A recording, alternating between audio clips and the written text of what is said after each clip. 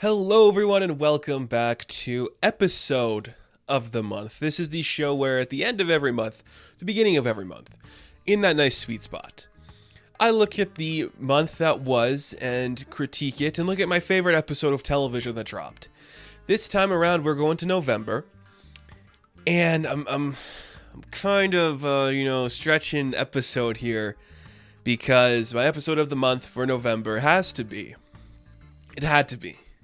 The Beatles Get Back, Part 1.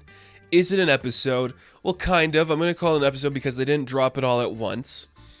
And it is shot like the first part of a story, so it is technically the first episode of The Beatles Get Back.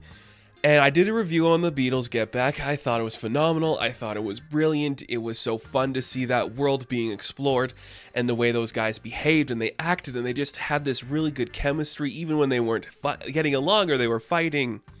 And seeing the creative process just fully put on screen was fantastic. And again, I'll say it here too. If you are a writer or a creator, that is the show to watch. It is such a great, just like personification and distilled version of creating anything. It's so cool to see. But the reason I was going to do episode 1, or part 1 I should say, was because there's just something about this beginning I think really worked. You just see things are coming together in a nicer way. Everything just looks a little more prestigious. Everything just looks a little bit more clean and organized.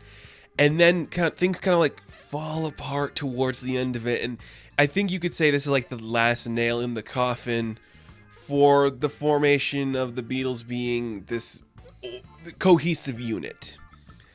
There's a lot of good stuff in this. First off, I like the location of here in Twickenham because the colors are just so vibrant. I know they like put up the studio lights in the background. I have to imagine Peter Jackson relighted those or re-enhanced those, like the lights in the background of like the pinks and the greens and the purples. They look amazing. They just add so much color and vibrancy to this whole shooting period. It just looked incredibly nice and clean and crisp. I thought those colors were fantastic and just added so much more nuance to this performance. Like, I liked the next parts. I really did. They're very fascinating. You know, on the rooftop back when we're going back towards the Abbey Road stuff in London, that's all cool. But just those colors are just like, this looks like a big movie set. And they were just filming in a studio on a movie set, which I think like that's really cool.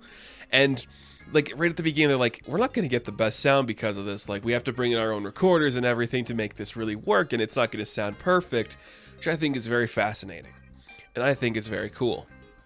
And something I also talked about too is like, you get a really fascinating version of the behavior of the Fab Four in here. Like, they're all acting a certain way. Again, this is right in the height of those tensions. A year before, or 2 years before, I think, Ringo quit for a bit. Then he came back. They have no direction. Brian Epstein has been dead for a little bit now. No one's really telling them what to do. And they're like, let's just make another album. Well, we just did Sgt. Pepper, so we did our weird experimental stuff. Now we're trying to like tone it back a little bit to make a sense. And is it really working? Can you really tone it back? I don't know. But they did something, and it looked really cool and interesting. So I talked about this in the review too.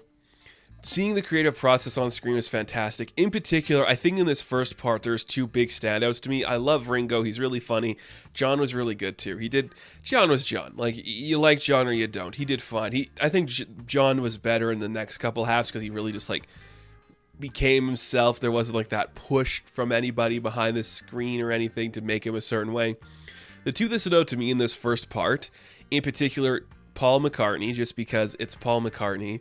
And if any of these guys really know music, and they all do, like, that's weird to say, but Paul is just like so obsessed with it to like the nitty gritty. You see the way he is working out the way songs work, and he's taking ideas from John and George and shifting them just to turn them into something that makes a little more sense or works a little bit better than maybe what they presented. And it's just a really fascinating process. And I just really, really enjoyed seeing that. And he's like I said this too, he's kind of the one who's the glue.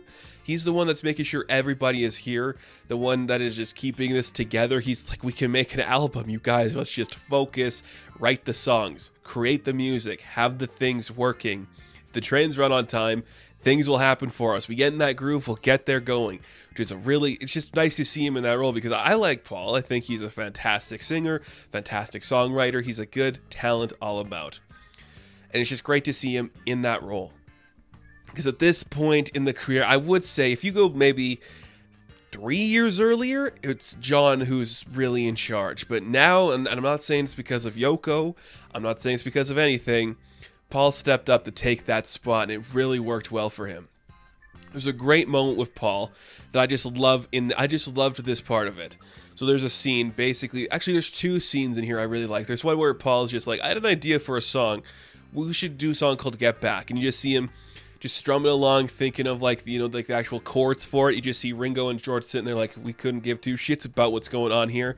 But Paul's creating our next hit single literally just by no other reason than he has a tune in his head. And I think that is just so cool to see, because that's the creative process. You're kind of like put in this room with all these people. You have to get your ideas out there, see what sticks, and you're just creating all that stuff. And it's really cool. And that was just incredibly fun and intense to see. It's just so great. Even if you're not a fan of the Beatles, which I am, I'm not going to say I'm an expert on them or I know every piece of motion they did from this day to that day. I know more than the average person.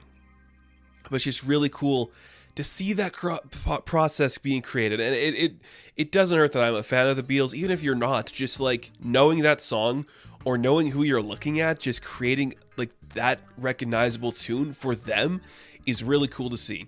But I think what was even cooler than that was seeing Paul just casually, everyone's just sitting around one day chatting it up. Yoko's talking to Linda, and all the other guys are just talking about like the venue and stuff. Paul's just on the piano, just casually starts hitting some keys, and just randomly, by chance, while nobody's paying attention, creates the tune to Let It Be. And that is just really cool. It is just so impressive to see that guy just go at it. Just like everyone's just, okay, well, yeah, it's amazing. And it's just incredible. Like, that's how he thinks. You're just seeing how Paul McCartney just like creates a song, creates an idea, just goes for it. Doesn't come up with the words, comes up with the melody and where the words are going to sound like, what pitch they're going to use. It's so fascinating. And it's just really cool to see that, because Let It Be is one of my favorite Beatles songs. It's just great, and it sounded amazing. Just seeing how he just casually, he just created it. It came out of nowhere. He's just like just randomly playing on the piano. Here it comes. That's awesome. That was just a really cool moment that it just made me smile and get giddy. I'm like, that's sick. That's what this is about. That is why we take back these, or we get back, I should say, these 60 hours of just unused footage, remaster them, make them look great, get some more nice lighting in there, get some designs in there, upgrade the songs so you hear what they're saying and it sounds great, and it's really cool. That's just really fun to see. But there's another part to this too that I'd be remiss if I didn't talk about it, because part 1 ends with George Harrison leaving the Beatles. He leaves it. He writes it in his diary or whatever he's keeping a journal. He's just like, I quit the Beatles. I like George. And something I wanted to touch on was just how hard it must have been for him at times. Like, the actual series does a weird job of portraying George, because sometimes he is, the quiet child who's not getting his voice heard. Other times he is the dramatic drama queen who is overreacting. In this first half in particular, I think there was something very important with George, where it's like, they are not listening to his ideas. Now, I'm not saying that, they're right or they're wrong. They're not listening to him. They're not understanding what he is saying. He wants to tell the story this way. They want to tell it a different way. They're not taking his ideas into account. And that might be a lot to do, especially when you've got Lennon and McCartney, two big egos with big personalities, with big messages they are going to support. And you are literally just there, who is a contributor. You've written songs already, but no one's really taken it to heart the way that they should. And I think just seeing that portrayed, literally just seeing the tension build throughout that like 2.5 hours to where it gets with George, is very fascinating. And it's very earnest, because like, I get it. Like, it would be a lot to deal with when you have these guys at your side and you're trying to be on their level. That would be a lot to deal with. So the fact they got him back, I understand why he came back too.